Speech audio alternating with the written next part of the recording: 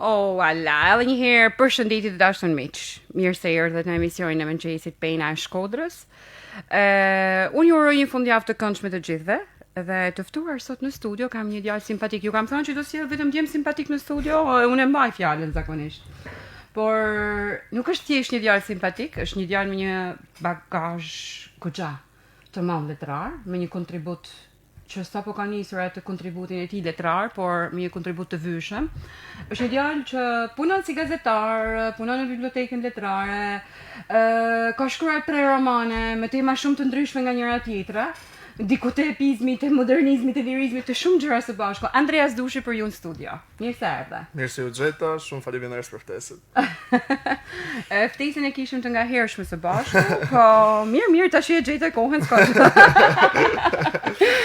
Okej, Andreas ke shkruar 3 romane, po e fillojmë shumë me romane që ke shkruar. Fillojmë tek I pari derisa vdekja të na bashkoj. Kemi edhe Marrja e Gjakut, edhe Pragu, është edhe një tjetër, tutem ma kujto. Pragu I Braktisjes. Pragu I Braktisjes. E ke filluar me një temë, ndoshta ose me një histori të vjetër sa bota, por gjithmonë romani I parë mbet romani I parë. Si është kjo kapërtimi nga I pari tek I dyti me temë krejtësisht të ndryshme? Kalon tek për një dashuri ose një romantizëm, një lirizëm në një temë tjetër deri pothuajse epike. Nuk e di, ma shpjego disi këtë kapërtimin. Është I çuditshëm, ke shumë drejt, është një kapërcim I çuditshëm, I cili ndodh për arsye që unë kam shumë të vështirë për me të shëmtuar dhe për me kuptu. Besoj arsyeja kryesore, ajo që edhe unë kur e mendoj me vedi, shoh si arsyen më të çëndësishme është pikërisht mosha. Ai romani I parë, novela e parë kur vdekja na bashkoi, e kam shkruar kur kam qenë 7-8 vjeç. Se duket si diçka profetike. Në Bibël kemi derisa vdekja ne të klerit katolik, unë e quaj veten katolike.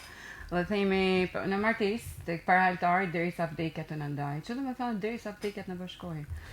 Pikërisht. Është si profetike kjo. Pikërisht, është një lloj loje ndoshta me këtë termin e zakonshëm derisa vdekja të na ndajë, pse duhet më na ndaj vdekja, pse duhet më pas diçka që na ndajë. Ajo mund shifet se diçka që na bashkon. Në këtë kontekst e kam kap dhe e kam kap në formën e vdekjes si mundësi dhe jo si marrje fund. Atë pra e kam lexuar vdekjen si shenjë semiotike pikërisht në këtë çështje. Nga që ne besojmë edhe jetën e përteme. Kur njeriu e beson jetën e përteme, normalisht nuk do të ndamin vdekje, por ndodh një moment që vjen njëri pas tjetrit dhe bashkohen edhe një herë tjetër. Kështu e mendon edhe Andrea, si më sa duket. Kjo ka kënë, ato mundësi që jeta nuk t'i jep vdekja. Pra mos më kanë gjithçka mbyllur vetëm me jetën. Kjo ka kënë ajo që un kam dashur me transmetuar nëpërmjet atij libër. Ndërsa më kam kuptuar që s'kam nevojë me transmetuar si gjë nëpërmjet librave të mi përveç se kënaqësitë estetike. Dhe kështu kam dalë te Marrja e Gjakut, I cili u vlerësua akoma dhe sot shkruhet për të her pas here vin shkrime është nominuar për çmimin kombëtar nga Ministria e Kulturës. Unë përgëzoj për këtë gjë faktikisht, sepse jeni finalistët edhe kjo është gjë shumë e mirë. Është diçka që nuk I ndodh çdo shkrimtari. Prandaj quhesh me fat. Ishte e çuditshme se isha 19 vjeç. Ose 20, se kujtoj. Sa kisha më shumë 19 ose 20. Edhe ai nominim më erdhi vërtet si çudi. Edhe do të thjesht I thash vetes kushtet më thanin që shiko se tani ajo që është domosdoshme është transmetimi I shijes estetike. Edhe kështu janë shkruar 2 romanet e tjera më pas. Marrja e Gjakut dhe Pragu. Andreas, është ndoshta disi klishe që ja bëj të gjithë të ftuar në studio, sidomos atyre që shkruajnë. Pse duhet lexuar Andreasi? Çka shpalos për lexuesin? Edhe çfarë mesazhe përcjell? Nuk e di. Për nuk e di, për shembull nuk I lexoj kur librat e mi mos I botohen, nuk lexoj kur tregimet e mia mos I dalin në një organ. Ti nuk lexon librat tuaj sepse ti ke shkruar. Jo, në këtë kontekst, edhe të kanë se nuk jam një lexues I një vepres që këtë rast është jam nuk di për me thënë pse duhet mu lexu. Unë di më thënë se duhet mu lexuar Joda, di më thënë se duhet mu lexu një tjetër që I kam lexuar dhe I kam shiu. Nëse për librat e mi nuk e di, ndoshta është më mirë mos më lexu hiç. Po di unë. Atëherë, ti më thon se është më mirë mos më lexu, po prej se janë lexu, janë edhe vlerësuar më ndaj unë. Nuk e di, realisht nuk e di, është një pyetje që s'di me t'ju përgjigj. Nuk di çfarë të thon. Po mirë, pa e lajm. E lajm atë enigmën që duhet lexuar Andrea, sepse nuk e dim, t'ja gjejmë ne arsyeën se duhet lexuar. Pikërisht, ndoshta prandaj duhet lexu. Okej. Je edhe gazetar tek revista prestigjioze Ex Libris. Prestigjioze do të thonë, është në revistat në Shqipëni, normal të mirat revistat në Shqipëni. Dhe sinqerisht është për aty revistave që sjell gjithçka brenda saj për kulturën dhe letërsinë. Ka një lloj përzgjedhje të asaj që ka botohet, të personazheve që zgjidhen, të shkrimtarëve të cilët ti edhe përkthen ndoshta edhe shkruajnë komentet tuaja shumë shpesh ose artikuj tuaj rreth tyre, rreth veprave të tyre etj. Ka një lloj stadi, një lloj elite ndoshta. Është një punë Ex Librisi, për këtë mund të flas shumë. Është një punë për një mend shumë e vështirë, në kuptimin e një punë redaktoriale, shumë e vështirë. Jo vetëm redaktoriale, realisht. Aty ke redaktorin, aty ke gazetarin, se ka intervista të shumta, faktikisht. Ne jemi një redaksi jo shumë e madhe, por realisht i na përkushtua asaj pune me tan seriozitetin e mundshëm. Absolutisht po.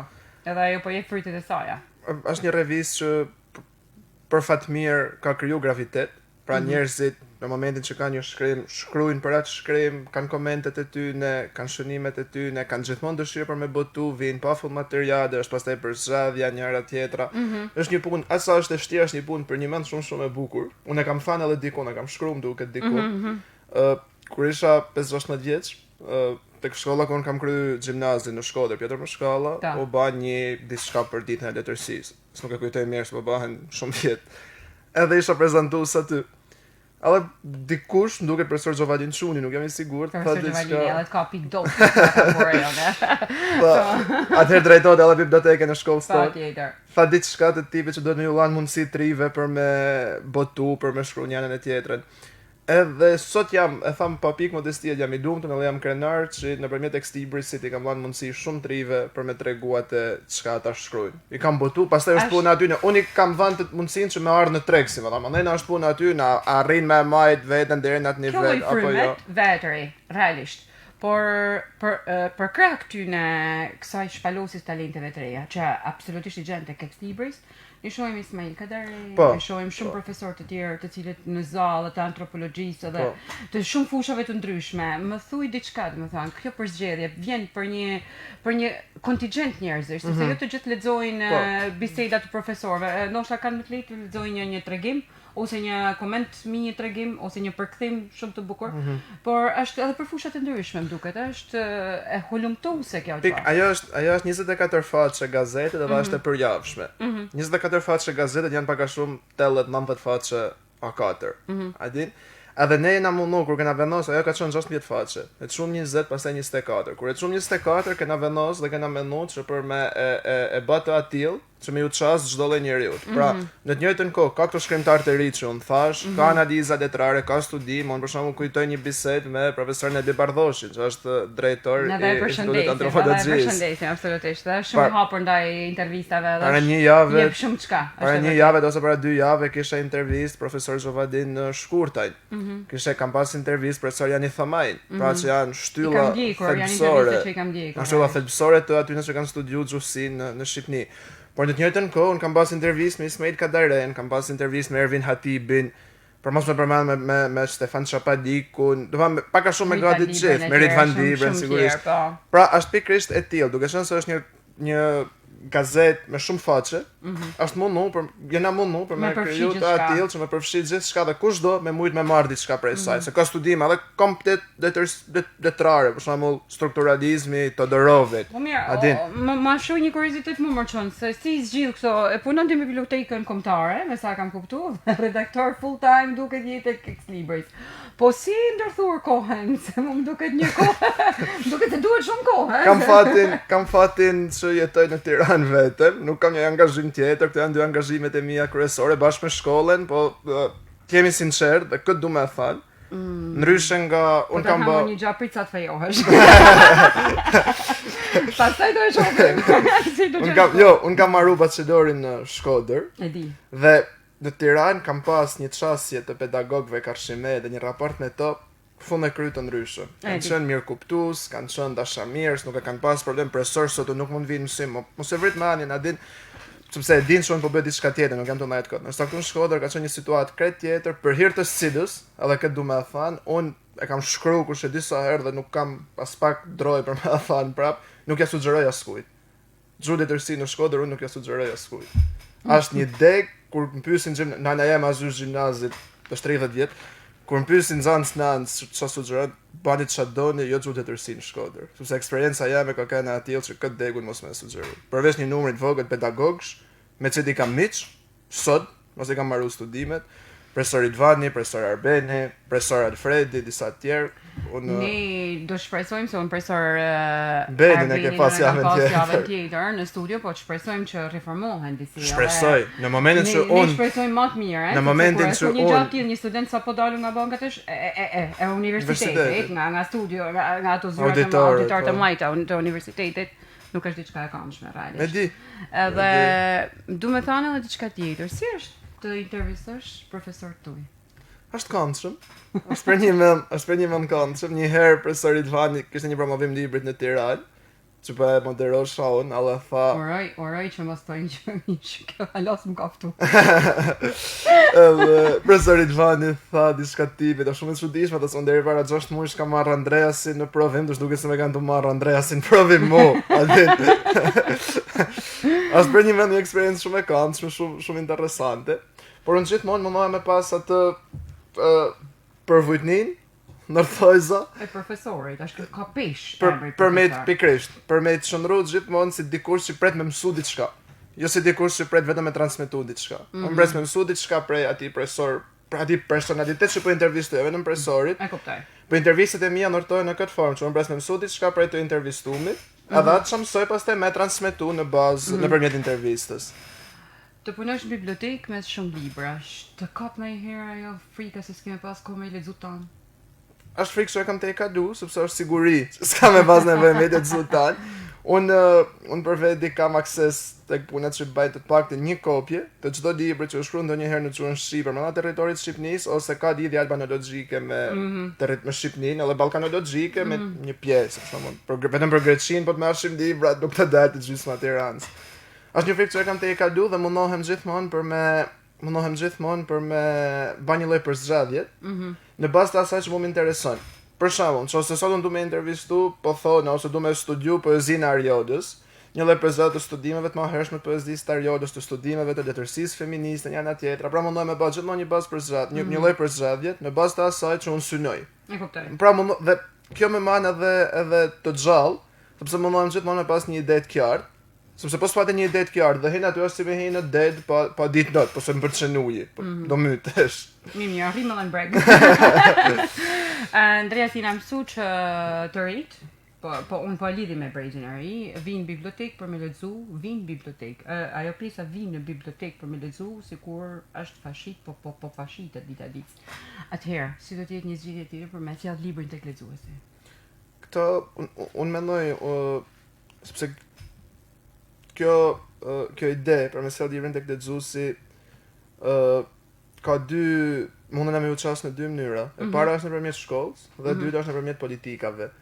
Lënë pjesën e shkollës, absolutisht sepse unë e di se si funksionon pjesa e shkollave dhe autorët të cilët përcjellen. Ndoshta jo të gjithë ata autorë që unë do të kisha dashur ishin shumë të tjerë, të përzgjedhën shumë të tjerë. Pak rëndësi, politika cilat duhet të jenë?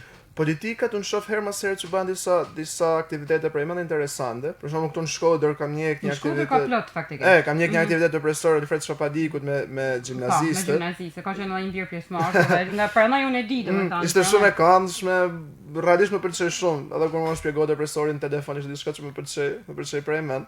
Edhe po bën një punë shumë të mirë, shumë të madhe me profesor Alfredi, sepse është një mënyrë që përgjithën edhe talentet. Pikrisht. A duhet të zgjerojmë të politika? A duhet gjetur mënyra për me zgjeru politika? Ne kemi edhe institucione, ne kemi edhe institucione, Çandra e Librit në Tiranë, që ide është për mua shpërndan gjithë Shqipërinë, pa akoma nuk është bë. E cila mundohet me u ças në një formë të caktuar këtij problemit.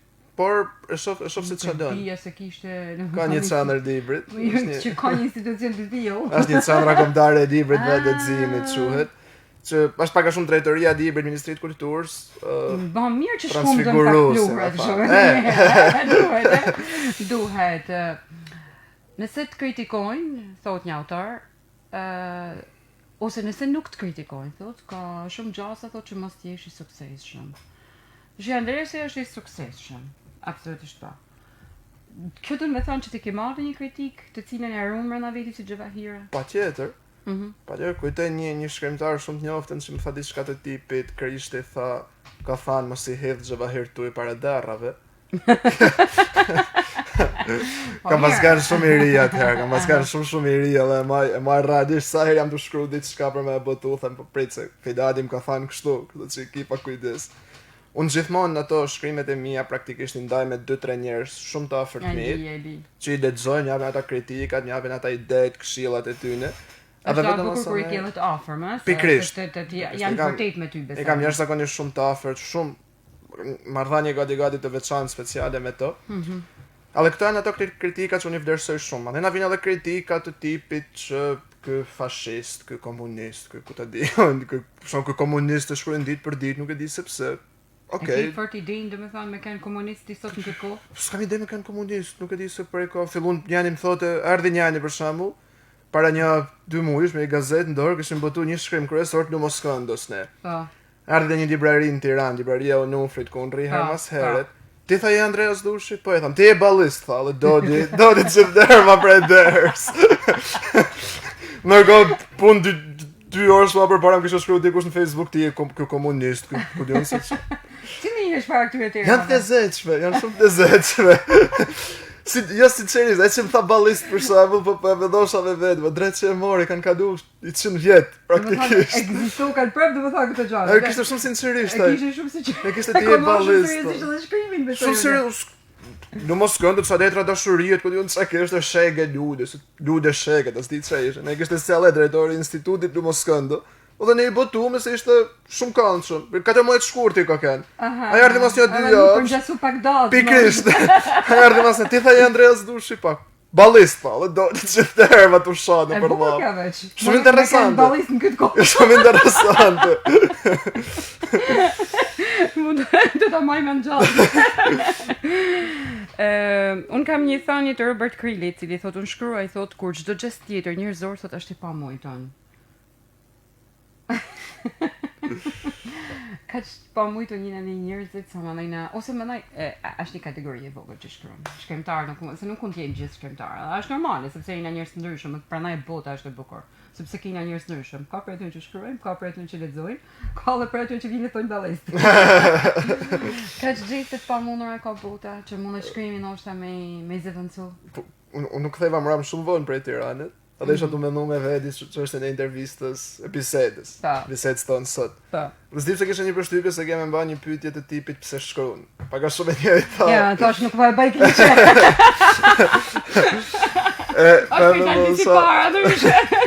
Po mendosha me vedi, unë kam një mik shumë të mirë, është neuropsikiatër, edhe ban terapi. Sot sa të mirë janë këta miqë psikiatri mbrana vetë. A po e pyetja i ditë, po hashim një dark të Shkodër. Më e tham ç'është një pyetje që ti ja ban aty që vërtet kanë shumë jashtëzakonisht shumë probleme. Din që ti je shef në biseda. Po të kishit ta një superfuqi, i tham, me ndryshu diçka në të shkumen tuaj, çfarë do doni ti, çfarë do doni të ndryshonit. Edhe ata që janë tamam keq ta më thonë se asnjë superfuqi nuk do bëte punë. A unë po e mendosha mra me vedi, po shikja se ndoshta letërsia është pikërisht kjo superfuqi, jo me ndryshu diçka, po me përmys gjithçka. Pra ne nuk na gëzon realiteti ku jetojmë, ku ndera thot dikun po të kisha jetu, po të kisha dinë thot në Francë s'do isha shkrimtar thot, sepse realiteti në Francë është shumë i thjeshtë. Sa po shkruhet një roman 210 mundojnë me teorizu çfarë romani tash nxjerrin zhanra ku ta diun. Dinan Çeki thot në komunizëm, prandaj lloba në shkrimtar. Pra kjo luftë me realitetin, jo luftë, betej me realitetin që nuk na gëzon, mendoj unë se është ajo që krijon prozën. Pastaj poezia është punë tjetër, unë s'di të flas, është një proces shumë më kompleks. Pse nuk e prej poezinë, e shoh se tek vetëm prozën. Unë shkruaj shumë herë poezi. E ti shkruan por nuk gjehesh, Nuk e di, nuk më pëlqejnë poezitë e mia. Nuk e çmoj poezi. Nuk jo, lexoj sapo i shkruaj, mandaj lexoj poet tjetër që është tamam poet ose poete, edhe tham jo, nuk vlen as rrobë. Poezia jeme. Kam shumë, kam. A mundon kush e ke marrë mendim të dikujt tjetër? Kam marrë mendim. Edhe? Ato që i kam të mandasha mirë, sa më kam thënë që këtë drejt që nuk i boton. Ato që nuk i kam që mdojnë fort, po këtë dashnia transmetojnë në një mënyrë kështu gati Ndasha mirë se krejnë... Si me gjuna, si me thënë, Jo, nuk jeni gjuna. Po shikja, po proza jo da më e mirë, njëna tjetër, edhe thjesht e kuptoj që nuk vdej. Andreas, të ndodhë me pas mendimet befshme. Je duke shkru, prozën, edhe ke mendimet befshme. Zgjohesh ka ban, i shkru në moment, e lëru ndikon. Më shënime, shumë rrallë, sepse janë një njeri është zakonisht shumë i pa rregullt. Kjo ndoshta për faktin se jetoj vetëm. Kur isha në Shkodër nuk kishte shans që unë me pas tetra në për shtëpi, njëna tjetër i rregullote nana, edhe disha ku i kam. Nësa në Tiranë kam letra kudo, jam shumë i pa rregull, edhe në kjo se më shënime harroj ku e kam danë. Një brezit për sotën. Po. E gjaj mas... E jo vetëm me letrat. E gjaj mas 2 javë, si më thonë, po mirë, po pse e shkruva unë këtë, se ka kalu 2 javë, e kam harru për të samdarë. Unë të këshilloj që pak të në këtë sistemoni, këtë shënime. Josef Fushe thot, çdo njeri ka një çmim, thot, çështja është ta zbulojmë se cili është çmimi i tij. Çfarë çmimi ka Andreasi? Se ti. Duhet kur ta zbuloj, Josef e thot për një moment shumë të ardhmen. Kur ta zbuloj, ti je i sigurt se do ta them.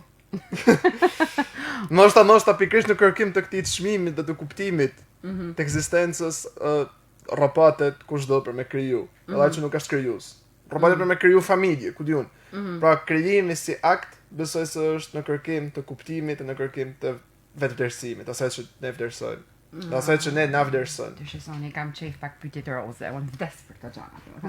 Femna, nuk ke. Un kam ja 2 vjet më është atë batën çu se kam ikën në Tiranë që nuk dal në asnjë intervistë dhe pranova më shumë kënaqësi fesentade. Do të thashë mos ndaj shumë siklet lut. Jo, po problem, ju si javë hapun. E pash një postim tonin, realisht po hulumto ushon, unë të ndjek. Unë të ndjek pothuajse çdo postim, edhe nuk ishte shumë e vështirë me hulumto për me xhej. Po pash që kishe marrë një puthje dhe kishe kuptuar se ai libri ishte shumë i mirë. Është histori e vërtet. Unë e di që është histori e vërtet, ti nuk ke shanse me thënë diçka. Aty ne po flisim, kur ne tregova atë Zari, ne po flisim për një auditor që ishte një 30 gjimnazista, 40.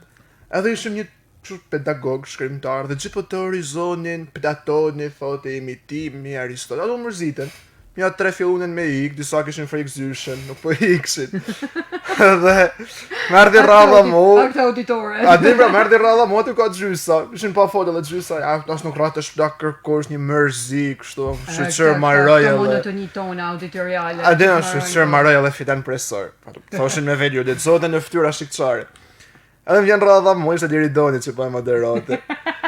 Qadën thot, e ka, thot, miku jemi mirë, thot Andreasi. Unë kisha përgatit diçka krejt tjetër, në fakt, se s'disha kush është auditor. Kisha përgatit një kështu me Platona, me Aristotela, dhe unë. Më e thëm, unë kam shumë ma pak vjetë se Besnik Mustafa, Juliet Adiçka, profesoresha Nina Mullaj, që e kam marru të gjimnazit, edhe e kuptoj që një të mërzit dhe s'keni faj. Se unë që i kam mitë shumë mërzita, kështu që...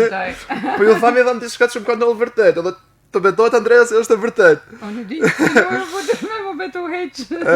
Në Tiranë një vajzë unë kisha, dhe kam njerëz të kënë shumë qef. Kishim danja 2-3 herë, për gjithmonë me një lloj droje përballë njëri tjetrit, sidomos ka ana jame. E pa natyrshme për mua si droj. Edhe pime pak. Edhe do e përcjell për shtëpi, Andreas thotë, unë nuk theva, ajo sigurisht është më shkurt se unë, po çu pak kështu edhe mputhim. Kisha shumë i lumtur, po pse? To është shumë mirë që e bate, po pse çot shtypi me pa pikërisht në këtë moment. Kam marru, tha Parmram, tha pragun e braktisjes, tha, dhe qysh se e kam marru, kam pas shumë qef me të puth. Edhe unë sot punoj për hirtë se kam shkru. Jetoj praktikisht me atë punë, shkollën tani i kam me atë punë, po asnjë gjë nuk ka më shumë vlerë se sa kjo gjë. Sinqerisht, arsye pse unë jam marrur detyrsi është pikërisht për momente të tilla. Është i vetja kënaqësi që unë marr për detërsisë. Ta jap një këshill. Hajde. Mos kallzo puthje të tjera. Se do kesh probleme. Prandaj po them. Ata gjimnazistat aty prej mend ju pëlqej, sa cute bani një prej vajzave, një dy nisën follow në Instagram. Edhe rrahen shplak. Pa për zotin, edhe rrahen shplak. A dit, pra edhe njëri do t'i thosh shqyr Andreas Çifoni ata se xhallnove i krim auditori. Se pritet se po ikshin tonë. E di pse më vjen me qesh mu, sepse Honoré de Balzac thot asnjë burr thot nuk e ka gjetur thot mënyrën thot se si më i dhan thot këshilla grus thot sidomos grus vet. Andreasi ka filluar me puthje. Ku ndryshon me Honoré de Balzac? Po ndryshoj ku do me Honoré de Balzac. E para të zonë nuk jam honore. E para, okej, e na të thanja, E kuptoj. Pa e para se nuk jam honore, nuk jam i nërshëm, se ti ishe i nërshëm se do e përdorsh letërsinë për me puth vajza, kjo është kryesorja. Sa të rhoqet edhe dhe madhje në punë, so unë i ka të kësë seminar dhe në bibliotekës. Alla mi, më që është e jo barri, thot që fatë, pa të për bibliotekës. Si mërë vajza të Ditë që fatë për libra, për misionit e bibliotekë. Mari, ishte ngosht kërkush me dhe i për këta gjada. E kuptem se ne vetë i bajmë monoton libra. Po, është e vërtet. Imi një njerëzit që japim atë ngjyrën monotone, atë ngjyrën gri e librave. Dhe më dhejnë atë rrit, nuk kanë asë një lloj interesit me lexu. E para në shohin kështu thonë, nuk s'du të bëjmë kështu. Fiks. Qaja e parë, që të marrin, prandaj të ka njëri ju ma koherent i thia, je koherent, të veri që je koherent. Është një lloj misionit, është fjalë e rëndë, po s'po vjen një fjalë tjetër që ja kam vu vedi, për me lexu atë që shkruhet sot kudo. Edhe se si kjo që shkruhet në kon në sociologjinë e njerëzve, në psikologjinë e njerëzve, janë disa revista, për shembull The Paris Review ose GitHub që jam i abonuar. Paris Review jam vjen çdo 3-4 muaj që botohet. GitHub vjen ditë për ditë me email. Edhe shoh ajo që shkruhet sot për me kuptuar një lloj kontekstit, në cilin ne unë mësoj se ç'a duhet me bë, jo ç'a duhet me shkruaj, por ç'a duhet me bë se si më transmetu atë që shkruaj. Unë kam tani në dorë një përkthim, është një shkrimtare që ishte nominuar për Man Booker International Prize, Mieko Kawakami, është japoneze. Si mas gjasave të Japoneze. Ne morëm drejtat e saj, ka 3 libra. Unë jam të përkthy 2 prej tyne për anglisht. Për një gjuhë të ndërmjet, me se japonisht. Normal. Unë kam kërkuar në bibliotek, nuk kishte shkrimtar që kështu përkthyes nga japonisht, letërsijet nuk ka sot të çall. Ka pas deri para 90, pak mas 90, sot nuk ka më. Edhe ajo shkruan një tekst për bullizmin. E cila është një plagë shoqënisë shumë e përhapur sot për sot. Pikërisht, po e trajton në një mënyrë shumë të këndshme, po bën asnjë çast monotone, klishe, që janë shpëtim të një dashuri ku ta diun, e trajton në një mënyrë shumë të këndshme, do është pikërisht ai lloj tekstit ndoshta që mungon tek ne. Dhe kjo është arsyeja pse unë kërkova drejta dhe mi dhanen për me përkthy. Edhe shoh pikërisht këtë kontekst, ne na gjithmonë më tepër tu drejtu drejt realizmit prap. Për çudi është vërtet një çështje shumë e çuditshme. Se duket e çuditshme. Sepse jetojmë një kohë shumë vështirë, realisht. Ne eksperimentume. Realisht jemi në shumë ujna për një herë. Kemi luftë, kemi pandemi, kemi një shkapërcim shumë të madh ekonomik, një dëm ekonomik, kisha më thënë për tonë botën, jo vetëm për ne. Po ne jemi më të ndjeshëm, pse mos jemi realist? Ne me të tërësinë eksperimentume shumë. Po. Shkuam deri në postmodernizëm, të bëhet xhana pa pikë. Humbisnin me herë anti-romani, anti-forma, ku do di unë. Edhe tani po kthehen. Çfarë nuk bëmë me fjalën, ne shtrydhem, me nxitëm, me premë, e bëmë mozaik. Ç'është bëmë? Edhe pastaj u kthejmë prapë edhe herë te rajt tona të realizmi. Për shembull Hotbeku, Michel Hotbek është realist, nuk ke çfarë thotë tjetër. Milan Kundera është realist, nuk ke çfarë thotë tjetër. Sidomos Milan Kundera. Edhe psikolog i mirë. Edhe kjo ishte një indiane që mori Man Bookerin, varri rërës, më duket e kishte titullin e librit, unë kam lexuar, dhe ajo është realiste. Pra gjithë këto çmime sot po çosen kësaj letërsisë realiste, sigurisht me notat modernizme tani të tjera. Absolutisht po. Është si më marr realizmin që ka qenë më përpara, me fut ndërthojza në ujnat e sotme, më postmodernizëm, postmodernizëm, këtë ditë. Me të gjitha rrymat letare. Edhe me nxjerr prap, ajo realizëm metet po me ngjyra ndryshme. Kështu e shoh fund paktën. Edhe mendoj edhe këtë tjetër. Mendoj që komo kanë më afër lexuesit shoh, kur të jetë një libër kaq interesant, sidomos ky që po përkthen.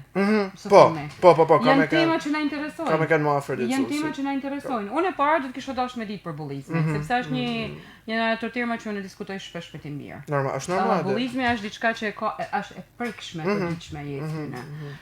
Kisha më thënë që unë kam transferuar nga një shkollë të tjetër për këtë fakti, sepse bullizohen dita ditë. Patjetër. Edhe xhanën përball një zgjidhje, do me kanë të bullizuar, mo bullizuesa. Po. Kjo se nuk janë asnjë, është e pamujtur për me integruar në shoqëni, sidomos. Edhe kjo më duket e frikshme. E frikshme. Kësaj çasti edhe ky libër, që jam të përkthy, pse di Heaven e ka, nuk e di nëse shpresoj shumë që do dalin shumë shpejt, nga dhe e kam marrë. Shpresoj shumë që të ngjisin. Në shkuptim. Në kuptimin që mundesh me pas një sjellje që ndoshta nuk të pëlqen. Guxon ta ndryshosh, arrin ta ndryshosh veten. A arrin nuk e di, po mundohem shumë. Mundohem shumë me kanë versioni më i mirë i vetvetes. Po në shkrime? Edhe në shkrime. Në prozën tonë ke dëshirë se unë e shoh që ti ndryshon. Nga proza nuk je i njëjti. Unë kam 3 vjet që nuk kam botu diçka. Ndoshta e mendoj shumë shpesh me vedi. Më përpara kisha gjithmonë atë që po botoj dhe do të gjej një botues, përderisa një botues do ta pranojnë, atëherë proza jam e vden. Po tani kam botuesin tim, që është vija botuesi Onufri. Është botuesi jem edhe boton praktikisht shajçojun. Në sensin është botuesi jem, nuk ka se ma kthe një dorë shkrim.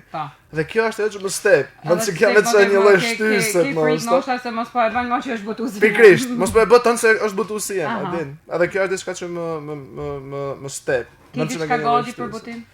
Po kam shumë kohë që po merrem me një diçka, la kam met mbrand, kam përshtypjen. E shoh, ndryshoj, hapje. Domethënë, e gjen atë me ndryshuar. Po ka shumë kohë, ne kam marrë çysh vjet në prill an mars, ku diun. Edhe vazhdoj edhe akoma nuk jam pjeket më mirë librat me gradacion të vash. Po kam edhe përshtypjen mos me smran, realisht, nuk më gëzon kurrë. Nuk të gëzon asnjëherë. Edhe ngjelet gjithmonë po. Në votimin tim të fundit të poezive, unë e kisha hek dorë sepse dosha me kalu, sinqerisht dosha me kalu disa vite pa botu. Ndërsa më shfaqet profesor Aga Poloni, më thotë që më duhet një broshurë jote, thotë do të botohet në Prishtinë tani. Kjo më gëzoj. Për Kolanën Safo, po. Po, për Kolanën Safo. Po kaq më gëzoj sepse ishte ajo ideja që unë s'dosha me botu, për i periudhë shumë të mirë kohës nuk dosha me botu. Pse? Siç është kjo pjesa e realitetit, edhe ty fol këtij realiteti për dashnimi duket shumë e pamujtur me u gjallë në tyne, ndoshta edhe gjahem shumë shpesh, është do të ishte e turpshme ndoshta nga ana jeme për me thonë që zgjahem. Se unë gjej vetin kudo në për fjalë artistike, fjalë letrare, andaj kudo në për revista, ndonse nuk ndoshta edhe nuk i dërgoj hiç.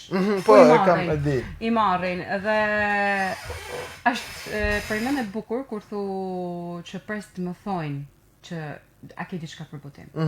Se është një ndjenjë krejt tjetër. Po. Edhe ti ndihesh shumë i lirë. Sepse ti nuk ke kërkuar që të botohet diçka jotja. Edhe me të vërtet ka një vlerë tjetër një shkrimtar. Ndonse unë shpesh vit nuk e quaj vetë shkrimtare, sepse hulumtojnë shumë gjëra të ndryshme, por nihet njeriu krejt tjetër. Unë mendoj që ti ke arrit këtë stadium me kendi tjetër. Këtu është shumë xhenë. Ne do ta themi që kemi shumë bafë. Po shumë interesante studio, ja. Si ka më përpara, më pëlqej shumë kur erdha. Përse vrenë. Unë isha që ty kanë më pëlqej se ty të pëlqejnë këto gjëra. Absolutisht. Më pëlqen kjo pyetje. A është letërsia në gjendje me t'i hap dhumat e mbyllura mbrana vetes? Shumë herë. A jep jetë këtyne dimensioneve tuaja që ne si mas psikologëve ne përdorim një përqindje shumë të vogël trunit. Imagjino të kishin përdorur tonë dhumat e mbyllura që kena mbrana vetes. Mundohem her mas herët për me manifestu të letërsia ja me këto pjesëtartat mijat. Shumë herë ja dad. Po më shumë herë nuk ja dad. A din, është gjithmonë një lloj beteje prap. E kam përmendur shumë herë sot fjalën betejë, po është realisht një lloj beteje brenda njeriu, brenda atij që krijon. Jo vetëm kjo, edhe jo vetëm atij që krijon detërsi. Që shkruan detërsi brenda atij që krijon në tërsinë e vet. Është gjithmonë një lloj beteje mes shqisave, mes mendimeve, mes përjetimeve, mes gjithçkajet. Është një piktor rus, ka jetuar në Gjermani, Vasili Kandinsky e ka. Kandinsky. Ai kishte një problem sintezim duket çoj, nuk jam i sigurt për termin, që shqisat ju ngatroshin. Pra nëse ai dëgjonte muzikë, shifte një ngjyrë në të njëjtën kohë. Atë ai thotë se pikturoi muzikën. Kjo është smundje praktikisht. Ndonëse atë bani artistin me atë mall të abstraksionizmit në histori deri më sot. Si do ta kishe shkruar muzikën? Si di. Unë kam bërë një shkrim, një krahasim me Skandinskët edhe Zevzorbës. Kandinsky e pikturon muzikën. Po kësaj vërtet. Zevzorba shkruan atë. Po ti si do ta kishe shkruar muzikën? Ma ka se Zevzorba, kjo është e sigurt. Nuk duhet të krahasu me kërkën tjetër. Jo, po e krahasoj veten me të. Jo, mos e krahaso veten. Ai ban një lloj gjaje të jashtëzakonshme. Zevzorbën e shoh në një muzikë gati Mozart. Si duhet në cilë rrymë ose zhanër duhet me pa Andreasit muzikë? Si di, Desingu që është një mjeshtat që në san na paralajmëron për këtë, na thotë që shiko se mund të gaboni nëse mundoheni me shpreh një lloj formet artistike nëpërmjet një mjetit artistik tjetër. Kështu që nuk di më thënë. Kam frikë mos të gaboj, unë I kam disa desingu ndërto, I kam si shtylla. Gabimi është njerëzor Andreas. Unë I kam si shtylla. Nuk do luteshim të dile. Mendimet e disa personaliteteve me si të velle desingu, sikurse po thoshe, e kam si shtylla për kratë sidave për kudem. Edhe kur për kudem nuk ka dojtë dot mi atë që ato thotë. I krijon tendencat e letërsisë ndonjëherë, të artit. Fjallë e male, nuk besoj. Përpiqesh me e bërë diçka të tillë? Ajo të ishte ëndra të shkrimtarit që me kriju një lloj tendencë dhe një lloj rrymet të re. Me çfarë rrymet I përfshin veprat tuaja? Se I ke të ndryshme, nuk I ke të gjitha një lloj. Diçka mes modernizmit edhe realizmit, më ashtu. Se di.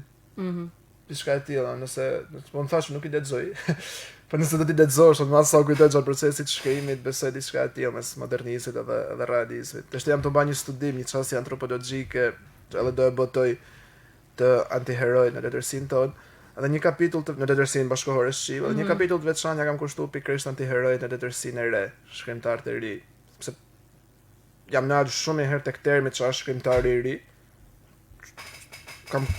Kam folë, është e vetmja temë që kam folë vazhdimisht, më thonë mua shkrimtari I ri, se jam në një moshë caktuar, po e thënë shkrimtari I ri edhe dikujt që 40 vjeç. Se ka shkruar një libër. Nuk kam thënë asnjëherë se shkrimtari. Shumë mirë bile. Nuk duket diçka një gjë normale. Çfarë shkrimtari I ri? Çfarë jam ndalë shumë në këtë, duke marrë eksperiencat e të huajve, jam ndalë shumë. Edhe pikërisht aty heroj tek letërsia e re, dhe unë shoh se edhe tek ato që unë shkruaj, por shoh përgjithsisht ato që brezi jemi shkrimtarëve. Shkruan sot. Brezi I tjetër I shkrimtarëve, po jo shkrimtari I ri. Pikërisht. Nëse ne do na më çujt, sikurse kena thujt brezi realizmi socialist, na më thujt brezi shkrimtarëve të ri, hajde ta çujmë. Diçka tjetër, të vërtetë. Jo për një person individual, është vërtet ajo. Në 30 vjeç, a di? Shoh si shkruhet shumë, ka shumë prani antiherojt. Në prozën e shkrimtarëve që janë të rinë në moshë, sot ka një prani shumë të madhe antiherojt. Unë jam në disa raste. Jam në atë rasti I mikut tem Shkodër Suadarillës, jam në atë rasti Azem Dediut, mikut tem shumë ngushtë në Prishtinë, edhe tek rasti Rigel Rizajt, I tjetër shkrimtar në Tiranë. Këto 3 raste kam marrë në shqyrtim. Edhe antiheroi është jashtëzakonisht shumë I pranishëm. Edhe tek letërsia jam, por sigurisht nuk do bësh studim për letërsinë. Okej, më pajgo. Se ky studim edhe duhet me sa di. Si është për ty të jesh I zgjuar sot? Budallallëk. Ti je I zgjuar sot është budallallëk. Shtrati është budallallëk. Në shumicën e rasteve shoh shumë njerëz që kanë një lloj turpit për zgjuarsisë tyne. A duhet me pas turp? Jo, nuk duhet me pas turp, por nuk duhet as me kanë I papranum. Kujtoj një shokun tim. Unë shkruaj gjithmonë me në mesazhin në telefon. Edhe ai shkruan me me mu. Kur po komunikon me mu, shkruan me ha, gjithashtu në tastier të telefonit. Dhe po shkruaj të dashën e vet. Edhe mori me shkruaj me ha. Oh, jo, tha ta heku më pse sem tall, tha po ja çova është, ja është. Kur ka ti pas zgjuarsie, po datë kur arrit deri në këtë gjak komplet banade, imagjino. Se duke dallu personin prej personit, një gjallë shumë nuk e kjo. Ai nuk do me prish punë me dashur. Nuk ka gjë e keq, gjithsesi. Se duket budallek. Duket budallek, sepse është një periudhë që nuk e vlerëson. Është një periudhë që nuk e vlerëson zgjuarsinë. Më ta thash që nuk kam marrë pjesë në intervistë. Ta them një gjë që më ndaj lutem. Andreas është një djalë I zgjuar, Andreas është një djalë që ka 2 punë realisht, momentalisht. Andreas është një person që po mbyll studimet. Andreas është një djalë që puthet në faqe për një libër. Ku është budalleku? 1 minutë. Unë thash Jo ka këtë kontekst. Jo, unë thash nuk pranoj intervista për një arsye shumë thjeshtë, po e pranova këtë për 2 arsye. E para sepse ishte ti që më ftove dhe e dyta sepse është radio. Unë nuk pranoj intervistën në televizor, ka shumë kohë që s'kam pranuar. Ndoshta në të ardhmen do e bëj, se s'kam se bëj këtë kështu sikur. Një herë kam shkuar në vendin tam po haj. S'kam se bëj kështu sikur po bëj heroizëm, ashtu don kishotizëm atë marr. Po nuk pranoj sepse më duket sikur televizori paraqet vetëm antivlerë. Vetëm antivlerë që merren si modele më. Domethënë, e din ç'a mendoj unë e kuptoj këtë ç'a mendon ti sepse ndoshta për këtë moment kjo na paraqitet. Por nëse Andreasi edhe shumë si Andreasi do pranojnë me një intervistë, do të ishin më mediatik. Edhe libri vjen pak më afër njerëzve. edhe ajo mendja në rritun e shumë si Andrea, si vjen më afër. Sepse njerëzit sot median e kanë diçka si buka. Është e pa jetueshme jeta pa media. Po, sigurisht. Edhe po t'jesh edhe i shfaqshëm, ndoshta në të masën e caktuar tonë, kemi dhënë mesazhet e duhura. Kemi ndryshuar edhe mendësi, kemi krijuar edhe rrymë kreative. Është mision i madh jo, është mision i madh që nuk duam. Se ti mendon se vetëm njerëzit e mëdhenj mundon me marrë misione të mëdha? Jo, nuk mendoj, pikërisht nuk mendoj kë. Nuk e di, nuk kam as durimin, as guximin, as vetbesimin, ndoshta për me u çast kësaj xhajet. Po isha të thënë këtë tjetrën, unë shoh njerëz pafund, ditë për ditë që imitojnë lloj idiotit. Sinqerisht idiotit në kuptimin e parë të fjalës. Shoh për shembull, ishte një periudhë, ishte një që kishte dalë në Instagram dhe më ardhi me pi kafe. Më shdef, nuk mundsh me dal dikun, nuk mundsh realisht me dal një rrugë pa ndëgjuar njerëz të thanë këtë gjë. Fakti që ne media janë transmeton antivdera, sepse janë më të thjeshta për mu ka përdi. Janë shumë më të thjeshta për mu ka përdi. Edhe shoqëria sot është me të vërtetë që shoqëria është sipërfaqësore. Kamuflon parat. Është sipërfaqësore, dhe aty që është sipërfaqe e bën pjesë veten shumë kollaj. Ndodh ky fenomen, por është një fakt shumë interesant. Unë e kam shkruar diku.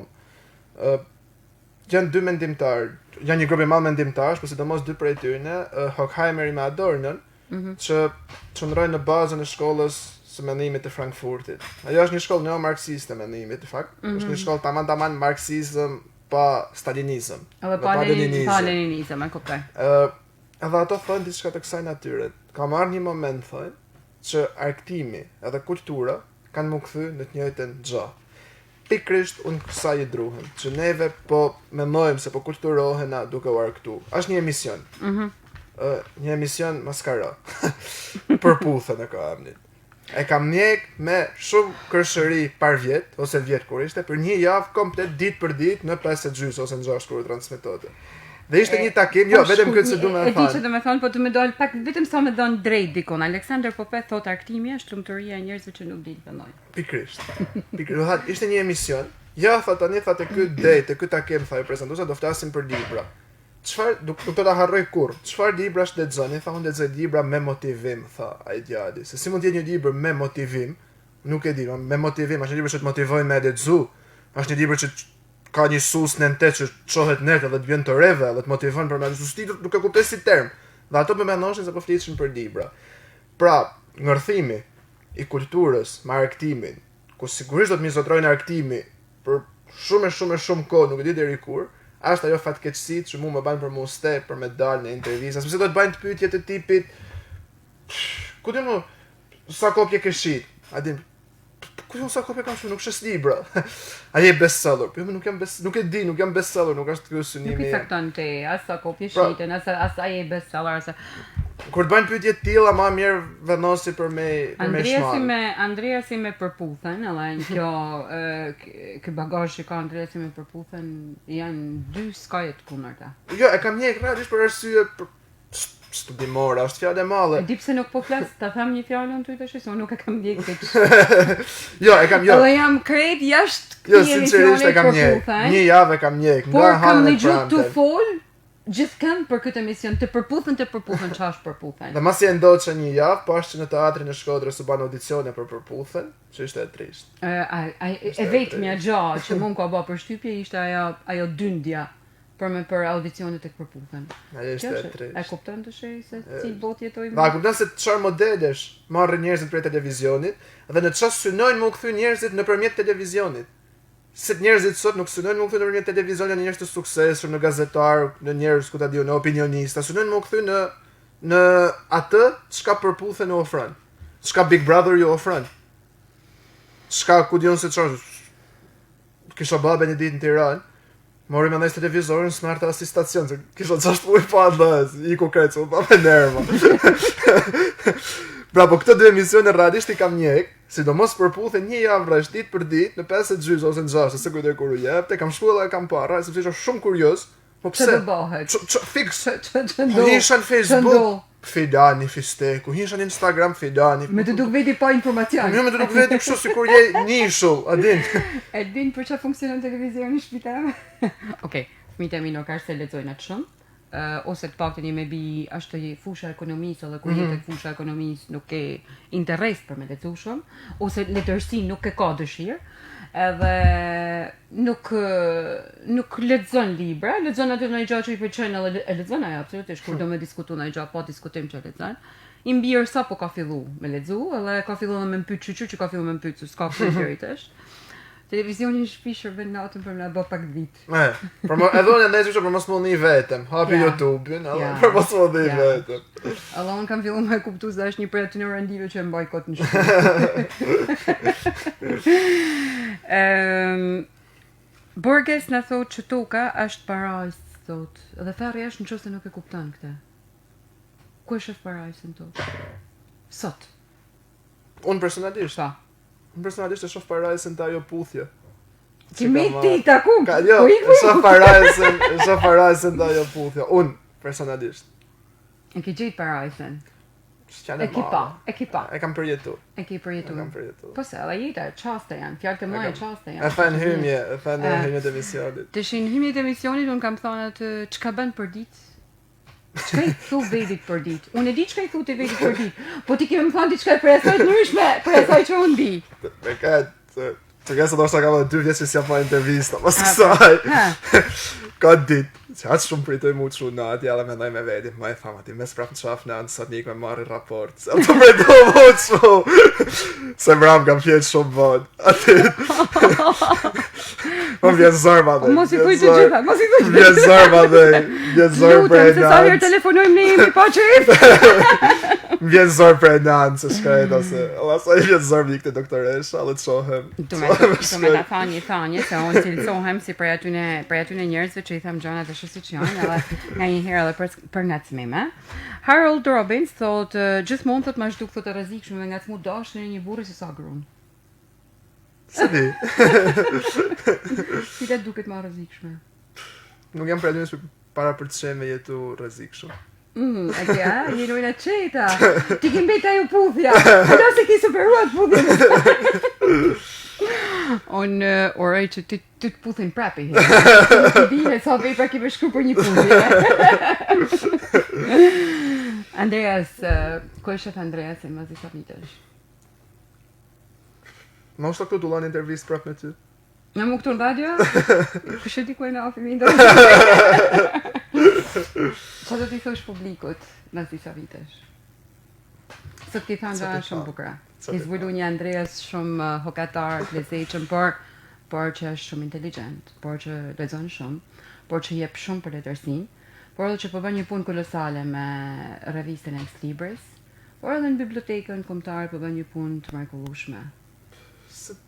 Që të thush ma shumë se këta dhe ishë me thonë, se të plot me thonë deri këto. Nuk di që me thonë. A të kemi pas vepra që kanë me thonë gjëra tuja për? Diçka për Andreasit për? Shikë, tu ka një vogël, në mosh, ja dhe joj vetë do me kanë shumë personal në ato që ja kam dhe ju, pa dhe ja dhe joj herë masë me kanë shumë personal në ato që shkruj. A njerës që më njofin, e kuptojnë shumë tjerë që shikjo. Kjo të konoll të aman, ti të aman kërë ke kanë këtu të konoll fidan gjo. Nështë ato rrit, besoj, shpresoj, uroj, mos bëjt një të nxo. Pak dhe mos mu dedzu shumë kollaj Andreas si tek personazhet e mi. Që të të thamë publikut, s'ka një që me thonë, se di që pretë, besoj se pretë publiku me thonë në ditë që. Një kanë, mas të interviste kanë me pritë shumë. Okej, erdi thume, edhe i sa interviste që zbuloj për vej, deri mas 2-3 vitesh nuk kena me thonë, unë kisha vu ndyshim, sepse kisha dashit i tishin intervista tjera. Kisha dashit i të flitë për punën që po banë momentalisht, se me tregu që po përkthen një libër që është me të vërtet një plak shumë e madhe është nis nuk është pak. Edhe me dha një lloj mesazhi që lexoni, se mund gjeni edhe shumë çka tjetër. Do të ishte edhe prap më e bukur kjo. Faleminderit që ishe sot me mua në studio. Faleminderit ty, është një atmosferë shumë e këndshme biseda. Faleminderit për atë që shpalose për Andreasit. Turoj puthje tjera sa më. Të dashur miq, ky ishte emisioni për ditën e sotme. Unë du me thënë vetëm një diçka shumë të vogël. Nëpër mediat, në të gjitha mediat shqiptare, realisht sot cënohet një gru.